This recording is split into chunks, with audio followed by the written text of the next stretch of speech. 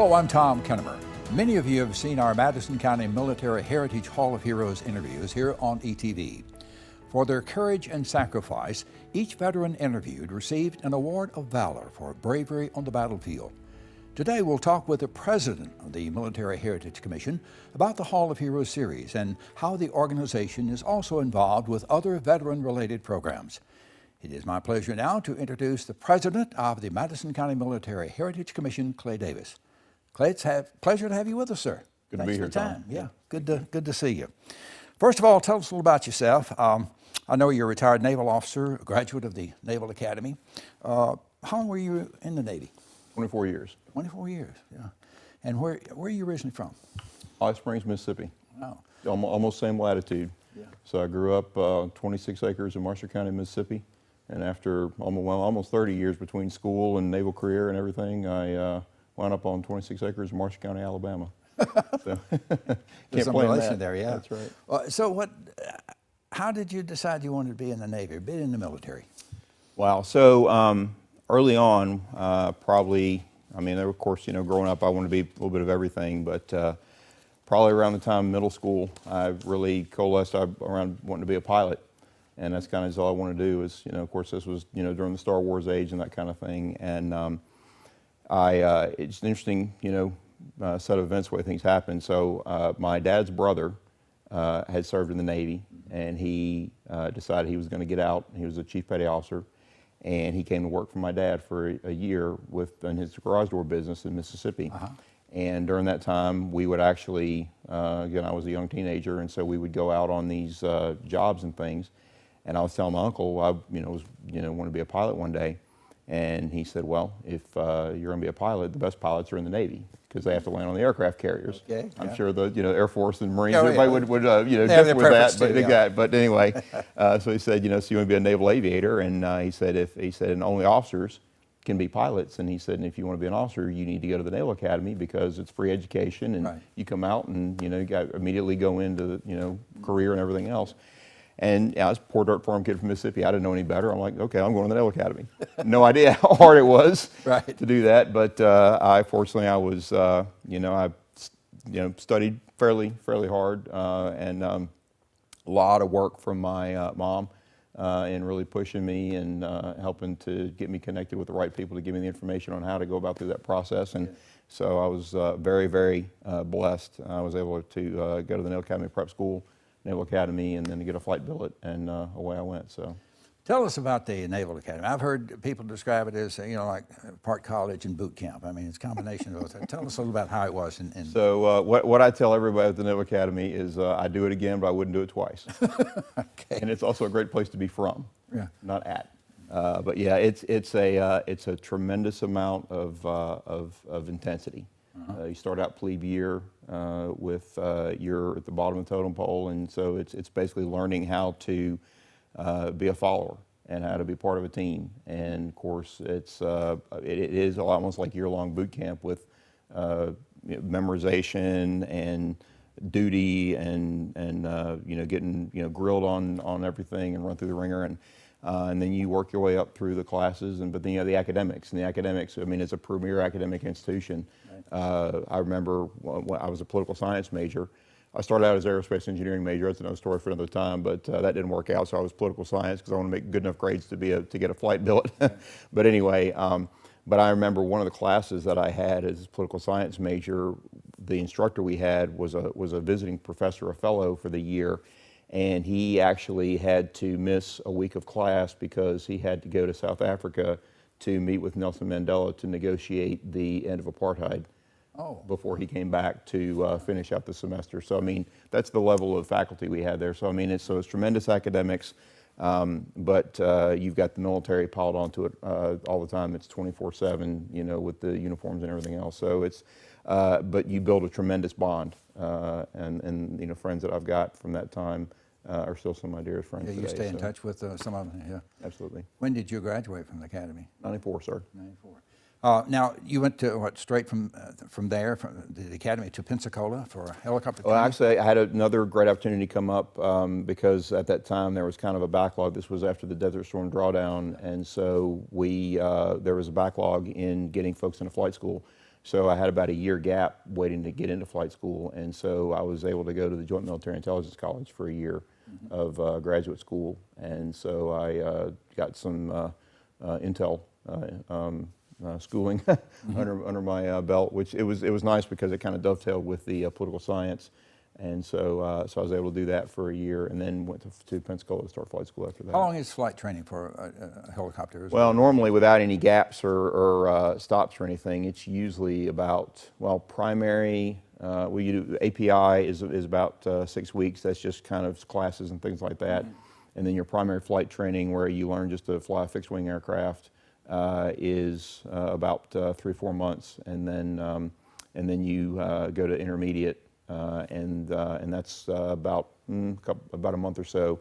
And then the advanced flight training, which is where you actually learn to fly the type of aircraft. So that's where you break off into either rotary wing or large fixed wing aircraft or jet aircraft, and that's a few months. And then after that, then you get your wings. And then after that, then you go to the fleet squadron, where you actually learn to fly the aircraft that you're going to fly in the fleet. In my case, it was the H-60 Bravo, the SA-60 Bravo in Mayport, Florida. So and you're on a carrier quite a bit, right? I mean, well, actually, depending on the type of aircraft, there's different ships that you can be on. The type of aircraft I was flying, the SA-60 Bravo, was configured to actually integrate together with the surface ships. Okay. So we had sensors that were connected via data link to the surface ships. So I mainly deployed on destroyers and frigates and cruisers. Did 2 long cruisers on cruisers in the Mediterranean.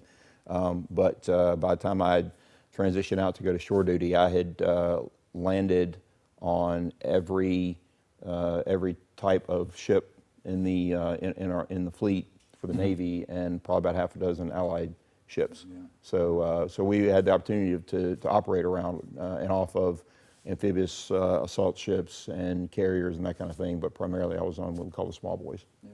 When you're outdoors and you see a helicopter fly over, does that bring back a lot of memories? You think, you know exactly, he's got the stick and, you know, whatever, and he's doing this and doing that. I guess it brings back a lot of memories. It sure does, yeah. And there are plenty of days when I look and I'm like, man, it'd be a beautiful day to go fly today. Yeah. But then I have to remember all the other stuff, all the emergency procedures and the systems knowledge. I mean, there's a whole lot that you have to keep up with that, you know, fortunately that part of my brain I can kind of just push aside. But yeah, I do miss flying. So you're stationed around the world, I guess. I mean, I don't see a lot or whatever, but you know, you're... Well, yeah, and as far as station, I mean, I was only stationed stateside. Okay. Early on, when we first, so I got married pretty much right out of the Naval Academy, and still married happily 26 years, and we had 5 kids during that time frame. But early on, so we had my oldest son, who's now at the Naval Academy himself, actually, he was born when I was in flight school,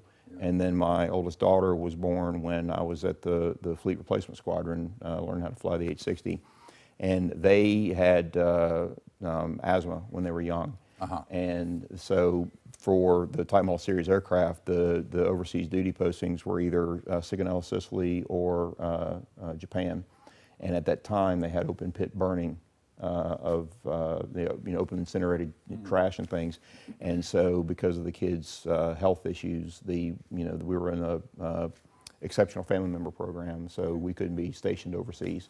So again, I deployed. Like I said, I was around the whole Med and European area or whatever, but we were always just stateside. Yeah.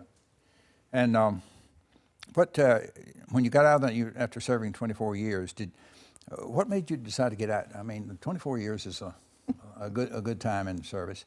But what prompted you to get out of the service at that time? Did you had a job offer, or what was this? Well, no, I mean, there was an interesting whole process. There's so many people. I mean, well, first off, I mean, again, I just really consider myself blessed. I mean, there were numerous times in my career that I thought, well, maybe it might be a time to get out. And, the way I look at it, I mean, God would always bring somebody into my path who would.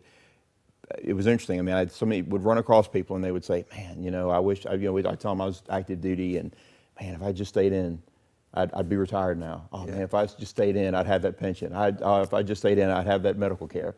And so and it was interesting, after my first sea tour, when I went to shore duty, my wife and I really had considered getting out, and because we were again, having more children and being deployed and that type of thing. And a couple things happened. First off was my first thing that I did when I got to my shore duty station was I attended a retirement ceremony of a senior chief, and seeing them talking about his entire career and everything that he had done and served, it really sort of struck a chord in me. And that, and this is not to denigrate anybody at all. Everybody has every decision they need to make and what they do or whatever. But for me, I said, I don't want to be just some guy who's in the Navy. I want to do the career and be retired and retire from the service. So that was one thing. And then the other thing was, at that time, we were in upstate New York, kind of at the birthplace of IBM, and we had friends in church and others that were just getting laid off left and right. And I said, this is not a good time to get out of the Navy right now.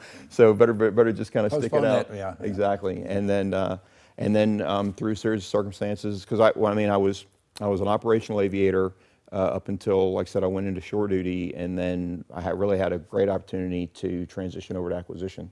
So I tell people I went from flying them to buying them. And so I had some wonderful career mentors that encouraged me to do that, and that allowed me to be able to stay in the service and continue to serve my country in uniform, but in a different capacity, where I was supporting the fight more from the supply line, so to speak, and not have to deploy. Although as soon as I transitioned, was too long after that, I got sent to Afghanistan for a year. So that was kind of the little kind of cruel joke there. But after that, I was shore duty, and so I was able to continue out my career, and that's what brought us to Huntsville. Actually, was with the Hellfire program, and so I was stationed at the Arsenal. I was assigned to a Navy unit, but working on a joint program with the Army, with the Hellfire and Joint Air Ground Missile. And after we got down here, we just didn't want to leave. And so anything else that I would have had done in the Navy would have required me to have to move, and we just fell in love with the area, fell in love with the people. Again, for me personally, it was like being back home again, because I was a Southern boy growing up, 18 years born and raised, and so it was really just felt like an old blanket. And my Yankee wife from Massachusetts also fell in love with it, amazingly, and because she has no desire to go back to the Northeast. Nothing against the Northeasterners, but that's just, and then unanimously all the kids loved it here too. So we decided to settle, and it got to be about the time that there was just some certain amount of Navy bureaucracy that I think I'd kind of had up to here with, and I said, I think it's time to move on and do something different. So. And how did you connect up with your present employer? Is it, Great story. So you go through all the transition classes that the military is mandated to do, but it's good because it is a big transition, a big change, and so I did all the resume writing and the applying for jobs and this, that, and the other. But the best piece of advice I got, and I'm looking at the camera because any transitioning military, I want you to know the best piece of advice that you're going to get is to get on LinkedIn and have a really good LinkedIn profile, because that's how employers are going to find you. But so I had my profile on LinkedIn, and actually a classmate from the Naval Academy found me on LinkedIn. He had a business unit for it's a nationwide company. It's based out of Alaska. It's Alaska Native Corporation, but they have offices in over 40 states. And so he happened to be in New Jersey, but they were opening another office, a subsidiary in Huntsville. And so he's like, who do I know in Huntsville, Alabama? So Clay Davis, class of '94. He called me up and said, hey, I got an offer you can't refuse, and that was the case. And so that's why I wound up doing. So. How long have you been with them now? Almost 3 years. Yeah. You like it very. You have to travel occasionally, but. Yeah, it was. Well, I mean, and it was interesting. I mean, it was because there was a lot of travel when I was working. My last tour was in Missile Defense Agency, which is a fantastic position. I love that job, but it was so it was a lot of travel there, and then transitioned over and with my defense contracting job, a lot of travel. Of course, it's slowed down with COVID, which has actually been kind of a nice thing, being able to spend more time at home. But the biggest thing was I really wanted to be able to continue to, because when you take off the uniform, your heart doesn't change. Right. And so the ability to continue to serve, the things I believed in is basically protecting the freedoms that we enjoy, which is part of the reason that I became part of the Military Heritage Commission. Yeah. So I wanted my employment to not just be a job and a paycheck. I wanted it to be something that continued to give me the satisfaction of what I felt like when I was in the military. So being able to provide the tools, the capabilities and the services that our warfighters need is something very meaningful to me. And so I was able to continue to do that. Interesting story about your involvement, how you became a part of the Military Heritage Commission, is the late Bob Marshall, who was our previous president. Tell us about your connection to him and how he lured you into this capacity. Yeah. No, again, a wonderful story. So Bob and I go all the way back to the Naval Academy. So I was involved in a extracurricular activity, and it was a club called Officers Christian Fellowship, and a wonderful group that it basically allows. Well, I mean, it's worldwide, but at the Naval Academy specifically, it's just great because it allows Christian midshipmen who are going through a really tough time to be able to fellowship together and worship together and encourage one another, while you're there. And so Bob Marshall was a major in the Marine Corps at the time and was an aerospace engineering instructor at the Naval Academy. And he was every extracurricular activity group at the Naval Academy has to have an officer representation from the faculty or staff. And so Bob was one of the OREPs, officer reps for Officers Christian Fellowship. And so he and his wife Jana were wonderful mentors to me. And then I met my was eventually future wife Laura Lee during my senior year. And so she was in Massachusetts, I was in Maryland, but during visits, and we would correspond. And the great times were actually when we got to go on retreats at White Sulphur Springs, which is the OCF retreat center in Pennsylvania. Just had some wonderful mentorship in terms of what it's going to be like to be an officer in the military, but also as couples, and what that relationship is like, and how you have to deal with deployments and being separated, and when the dishwasher breaks and your husband's halfway around the world, what does that look like, and how do you make dad feel like he's still part of the family, for 6 months at a time when he's gone. And I just, hats off to my wife. I mean, she just did a fantastic job during that time. But a lot of it was through that mentorship. And so, interestingly, Bob went off and did his, rest of his Marine Corps career. Right. Got out, retired, came to Huntsville, worked for a couple of companies, ended up with Torch Technologies. And also wanting to give back to the community and be part, got involved with the Military Heritage Commission. And then, as I said, came down here with Acquisition Corps and worked with the Hellfire program, but then went to Missile Defense Agency for my last tour. While I was there, I got a phone call from the public affairs officer that said that there was a ceremony being put on at the courthouse where new displays were being unveiled, and they wanted to have active duty members in uniform from all the services to participate. And being that there's not too many active duty Navy people in Huntsville, I was one of two. Basic Army town, yeah. That's right, exactly.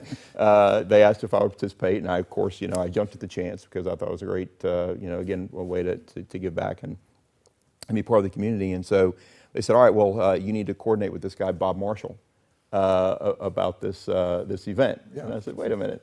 So I called him. I'm like, Bob, you're part of this whole thing? Right. And he said, yeah. And so we did the event, again, as with all the Military Heritage Commission events, incredibly professional, incredibly meaningful, very well done.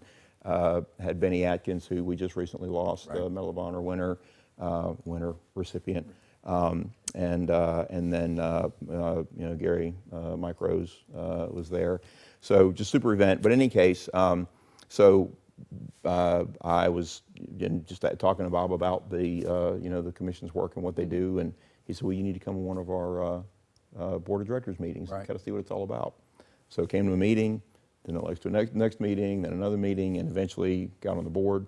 And then when very sadly, as we know, Bob wound up coming down with cancer. Pancreatic cancer. Right. Yeah. He needed a transition plan and wanted to make sure, which again is just amazing to me, everything he's going through with his family and health and everything, that lesser people would have just said, hey, I'm sick, I'm out, go figure it out. Right. But he was so intentional in making sure that the leadership was consistent and that there was a good, strong turnover.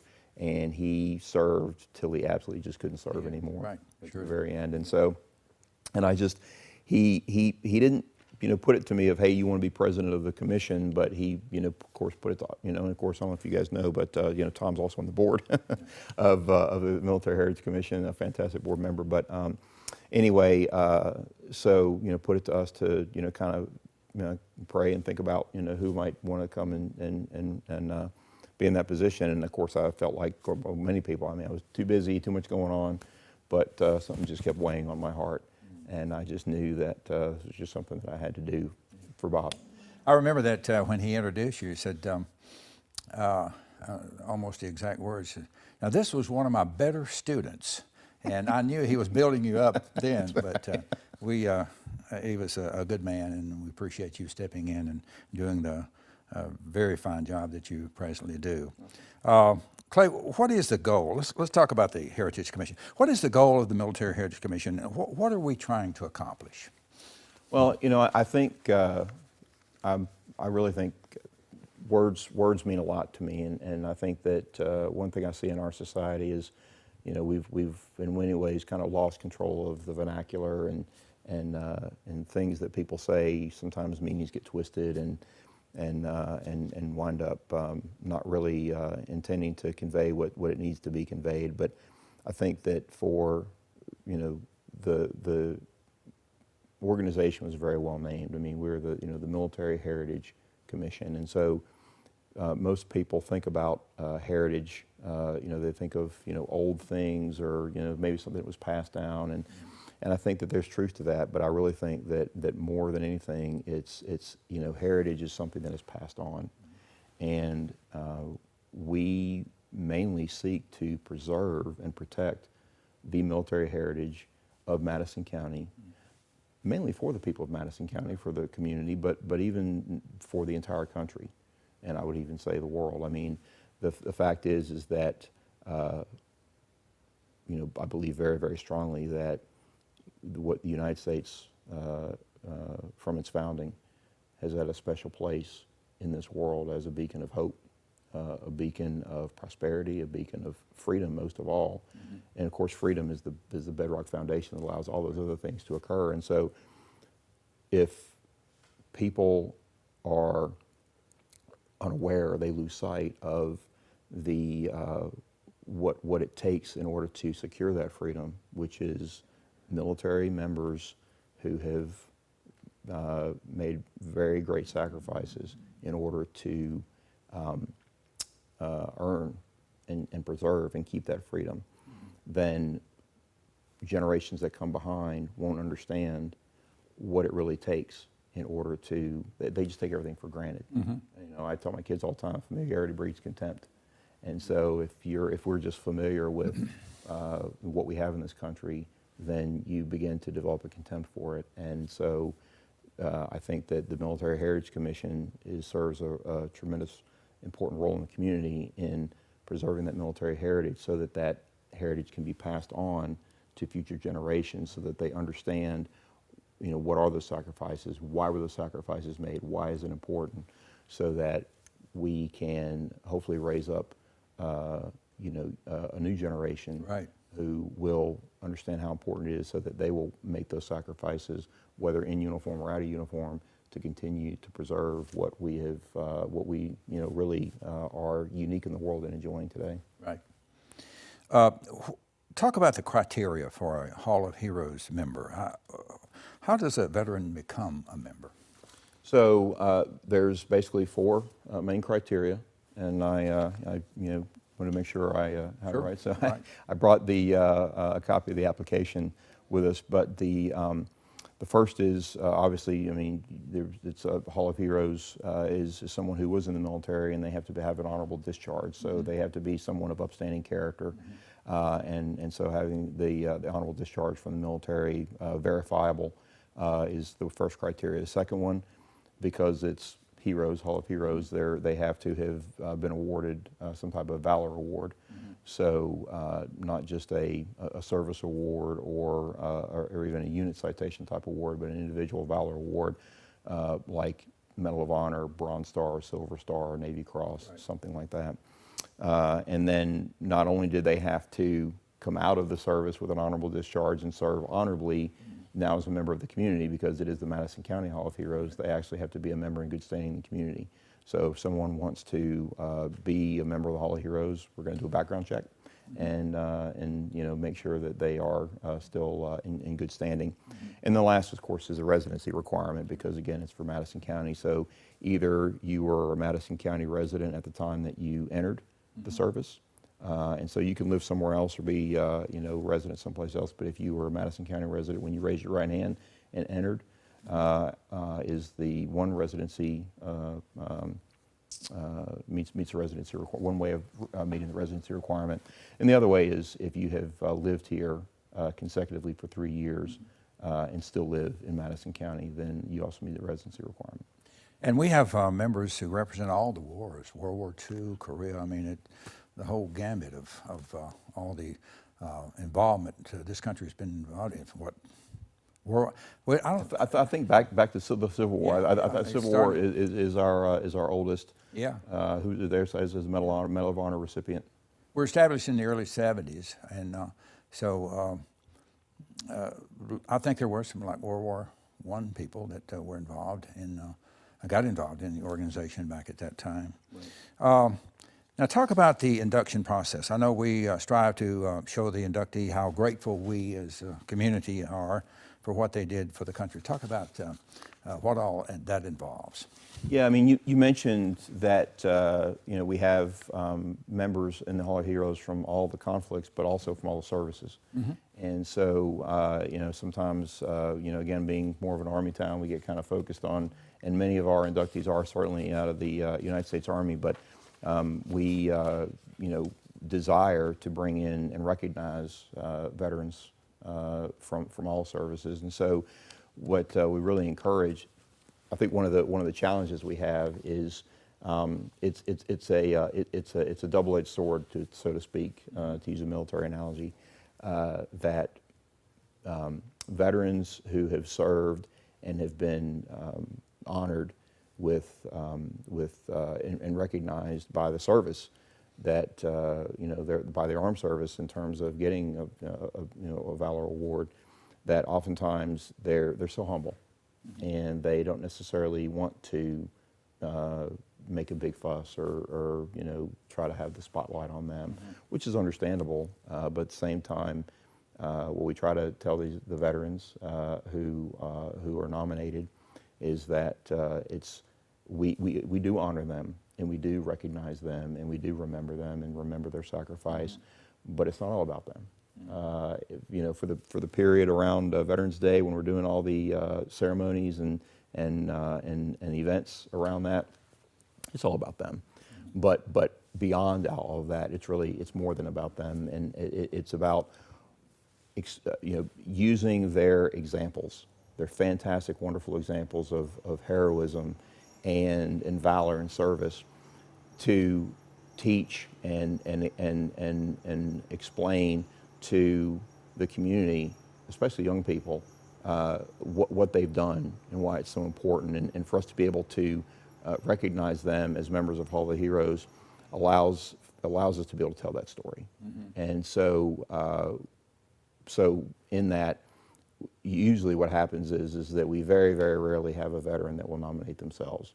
They can do that. They can come and say, hey, I'd like to be a Hall of Hero member. Normally what happens is it's a friend, a family member, someone else in the community who knows, I know so-and-so exactly, and received a Valor Award, exactly. And so, but we take nominations from any source. And so someone's nominated, we provide a application packet, which can also be downloaded off our website that we'll talk about later. But the application's a 2-page application. It's very simple. All the criteria is there. Fill out that application. Send that in with some supporting documentation, and then we review it. And the board will review the packets, make sure that all of the criteria that I just laid out before are met, and then we notify the veteran if they are accepted or not. And really the only reason that you wouldn't be accepted is if you just don't meet the criteria. But if you meet the criteria, then you're accepted. And we do have small numbers of entrants every year, primarily because some Valor Awards just aren't given out like candy. At least they shouldn't be. And so trying to identify these folks sometimes is a challenge. But also we want to make sure that it's meaningful every year for the numbers of veterans that we bring into the Hall of Heroes. And so we have usually around 6 that we induct every year. And so once those selections are made, they're notified. And then normally, in normal times, when there's not a pandemic going on, we have a series of events that this wonderful, wonderful community puts on, just a tremendous series of events around Veterans Day, and obviously it's Veterans Week that goes on. And so during that week, there are several opportunities where we are highlight and recognize and honor the Hall of Hero inductees, culminating with the big ceremony, which of course is the AUSA Veterans Dinner. That's a very well-attended community event where we actually bring everybody up on stage and read their citations, talk about the wonderful things that they've done for the benefit of everyone to learn and understand and celebrate, and then formally induct them into the Hall of Heroes. And we give them a big parade too. That's right. Yeah, that's always right. hope for good weather on that, but it seems like it gets bigger every year, Clay. The parade every year. Yeah, it's a lot of the involvement there. Largest veterans parade in the country. So. Wow. Yeah, we've been doing that for several years, and that's always a big plus. The breakfast, they have a breakfast following the banquet, usually on parade day. Right. We try to do it up right. I was going to ask you, talk about you mentioned a little bit earlier, the displays that we have honoring our veterans who have received Valor Awards down at the courthouse. Talk about that. I mean, that is something, if the people of this community have not seen that, that is something to see. In the lobby, first floor, the courthouse, the veterans display that we have down there. Talk about that. Yeah, so basically, and kind of just taking a step back, I mean, because we did talk a little bit about why we do what we do, but there are several ways in which we execute the mission of the Military Heritage Commission, and it rests on 3 pillars, which they are recognition and remembrance and education. And so the Hall of Heroes displays, as you mentioned, they're in the courthouse. The great thing about them being in the courthouse, first off, it's very centrally located in Madison County, which it should be, because it's obviously it's part of the county commission where we get our charter, and it's a public venue, so anyone can come for the mere price of a walk through the scanner and a pat down. You can go, but that's a good thing because it's protected. Also, and so, but those displays, first off, they have the names of all of the Hall of Heroes inductees. So if you want to go look and see who is actually in the Hall of Heroes, you can go and not only look it up on our website, but you can also see it in the Hall of Heroes. There are medals, so all of the medals that were awarded to those inductees are displayed, as well as displays of all the medals of all the services. So it's just a great way that we can, first off, again, recognize those heroes by having them displayed. We also recognize Purple Heart recipients. Of course, those that have been wounded in battle are also recognized in there. We partner with the local chapter of the Military Order of the Purple Heart for that. We have a very great partnership with them. And it's also, again, a way to remember so that people never forget. It's memorialized there and part of those displays. And it's also, again, it provides education, because a lot of times people that have not been exposed to the military, they don't understand what a Valor Award is. They don't understand, what the difference between the Navy or the Marine Corps or the Army. And so this is a good way to really get a sense of how the military recognizes those who have gone above and beyond the call of duty. The Military Heritage Commission is also involved in other veteran-related projects in our community. Talk about some of those.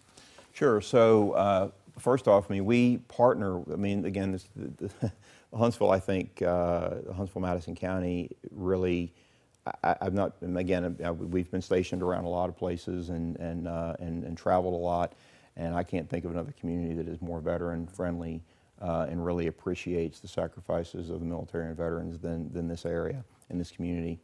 And so they're a plethora of great veterans organizations, and so we partner with them to put on other events.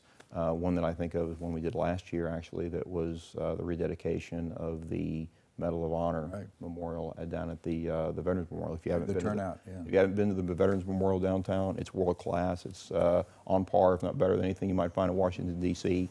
That's our retired Brigadier General Bob Drolet heads up that group. So anything that has to do with recognition or remembrance of veterans and anything that has to do with education, we're involved in. One of our, one of our premier programs, again because of COVID, it's had to tail off, and we're really trying to retool that. And we're excited about where it's going, is our Price of Freedom program. So the Price of Freedom program is where we actually work with our Hall of Heroes inductees, who most of them are, again, still in the area and still very willing to give back and share their stories and educate the future generations. And so we work with schools, public school, private school, homeschool, in order to provide interactive sessions so that our Hall of Heroes can get into the classrooms or in other venues associated with the schools to tell their stories and talk about their service, talk about what it was like to be, again, separated from family, crawling through the jungle, getting shot at, all those things that they've had to deal with that, again, a lot of times, kids may not, have any understanding of, or if they do, it's certainly not in the context of, sadly, I mean, kids may be in an environment where they may be hearing gunshots, but not in a situation where they're able to, defend themselves. And the fact that we have folks who say, I was willing to put my life on the line to defend your ability to get up and go to school and to get an education and to make something of yourself. I think there's a tremendous message there. And so we're actually right now in the process of working with the school systems, with Madison County and Huntsville City to merge our information that we have from artifacts, working also with the Veterans Museum, as well as some local educational leaders to look at the state of Alabama educational standards and requirements for civics and for social studies and for history, and support the work that they do in the schools with bringing in educational content from guest speakers, as I said, with the Hall of Heroes, and as well as artifacts and things from their time in the service. I've been to some of the interview sessions that students that we've had at some of our schools, especially here in the city. And the students are really interested in it. They ask some great questions, and they're real inquisitive about the veterans' activities. So I hope that we will be able to continue this in a lot of the schools, because I really do think the students would like to know more about our projects.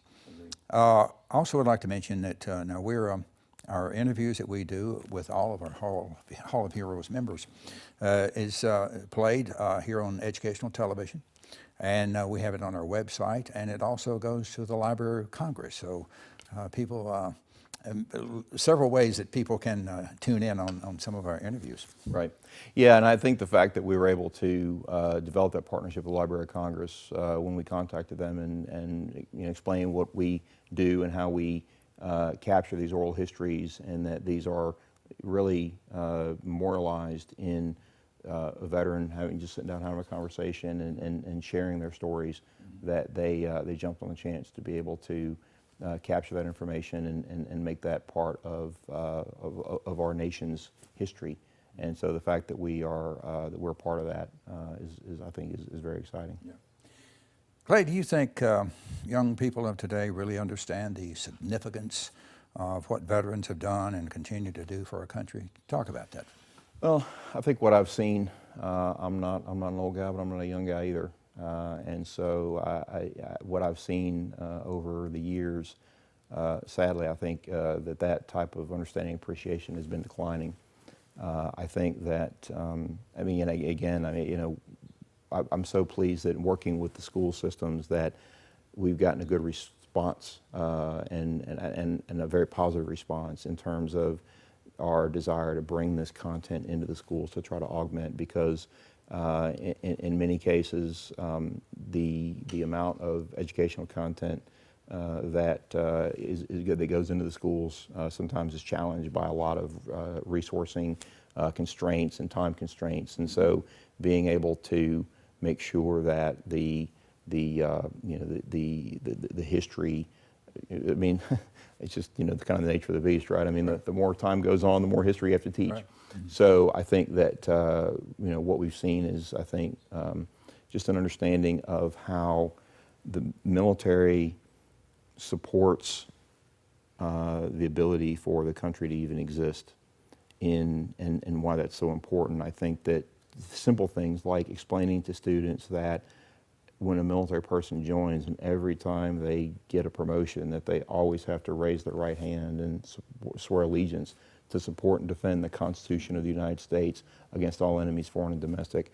We don't, as military members, we're not swearing allegiance to a king, certainly, not even a president, not a Congress.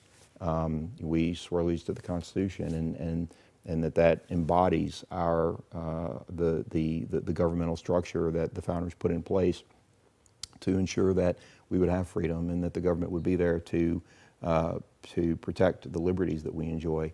And so what I see is that students have oftentimes kind of a peripheral understanding. Most of the, I'd say the students that have more of a keen understanding, it comes from their family history of the military, then they have more of a deeper understanding. And so I think there's a tremendous need for continuing education and bolstering the education and supporting educators and school administrators and getting this information into the hands of students, because it's just so important. And I think that students are, if they're not aware of how freedom is so fragile and can be lost very easily, then they're not going to feel compelled to do what they can to preserve it when they're in a position to do so. Let's pass it on from generation to generation. It's a continual thing. Yeah. That's right. Clay, I want to thank you very much for joining us today and talking about the Military Heritage Commission and how we're involved with the veterans in our community. Thank you so much for being with us. Appreciate your time. Yep. Right. Thank you. Now, if you'd like more information regarding this interview or any interview in our Military Heritage series, please visit the Madison County Military Heritage Commission website at mcmhc.us. I'm Tom Kennemer. Thank you for being with us.